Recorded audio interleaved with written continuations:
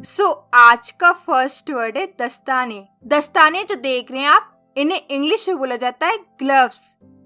Gloves मतलब दस्ताने। और ये जो देख रहे हैं आप, ये एक तरीके का दस्ताना है जिसमें एक हिस्सा अंगूठे के लिए होता है और दूसरा पार्ट चारों उंगलियों के लिए होता है, और इसे हिंदी में निरंगुल दस्ताना कहा जाता है। वैसे इसे इंग्लिश में कहा जाता है मिटन्स। मिटन्स कहा जाता है इन्हें इंग्लिश में। और ये दस्ताने जो देख रहे हैं आप, जैसे कि आपको इमेज में शो हो रहा होगा, वैसे इन्हें इंग्लिश में कहा जाता है फिंगरलेस ग्लव्स।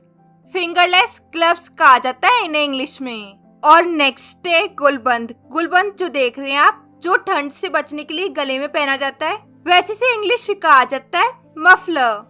मफलर या फिर आप बोल सकते हो स्कार्फ, दोनों ही से बोला जाता है। और ये जो देख रहे हैं आप, इसे हिंदी में कहा जाता है कंटोप। इसे कानों पर लगाया जाता है जिससे सर्दी की ठंडी हवा कानों के अंदर न जाए। वैसे इसे इंग्लिश में कहा जाता है ईयरमफ्स। ईयरमफ्स कहा जाता है इसे इंग्लिश में। और नेक्स्ट है ये ऊनी टोपी जो देख रहे हैं आप, इसे कहा जाता है इंग्लिश में बॉबल हैट। बॉबल हैट कहा जाता है इस तरीके की टोपी को। और ये ऊनी टोपी जो देख रहे हैं आप, इसे कहा जाता है इंग्लिश में बीनी। बीनी कहा जाता है इसे इंग्लिश में। और ये टोपी जो देख रहे हैं आप, इसे कहा जाता है इंग्लिश में मंकी कैप। मंकी कैप कहा जाता है इस तरीके की टोपी को।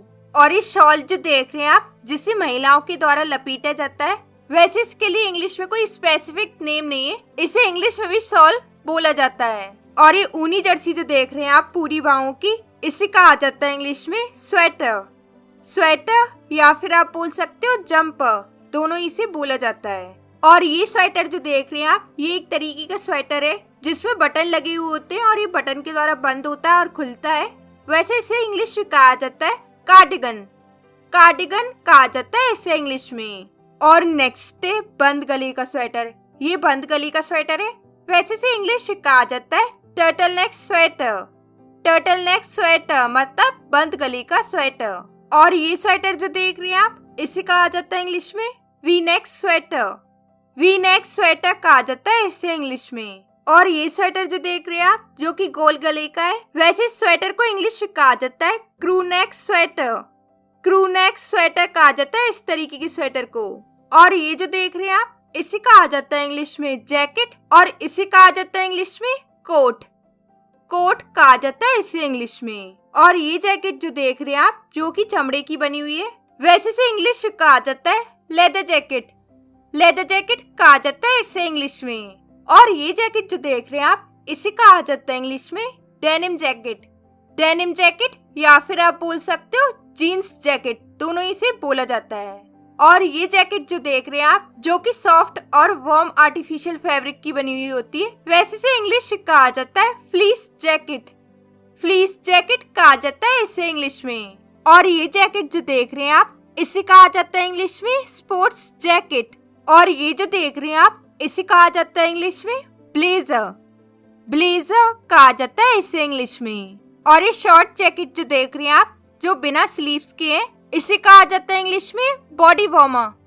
बॉडी वार्मर कहा जाता है इसे इंग्लिश में। और ये कोट जो देख रहे हैं आप, जो सर्दियों में कपड़ों के ऊपर पहने जाने वाला बड़ा कोट है, वैसे इसे इंग्लिश में कहा जाता है ओवरकोट।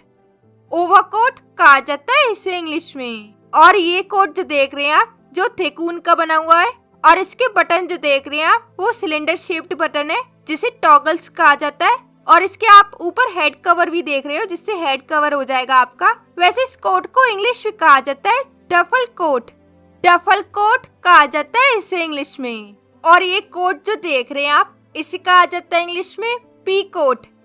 पी कोट कहा जाता है इसे इंग्लिश में। और ये पूरे भाव की गर्म कमीज जो देख रहे हैं आप, इसे कहा जाता है इंग्लिश में स्वेट शर्ट।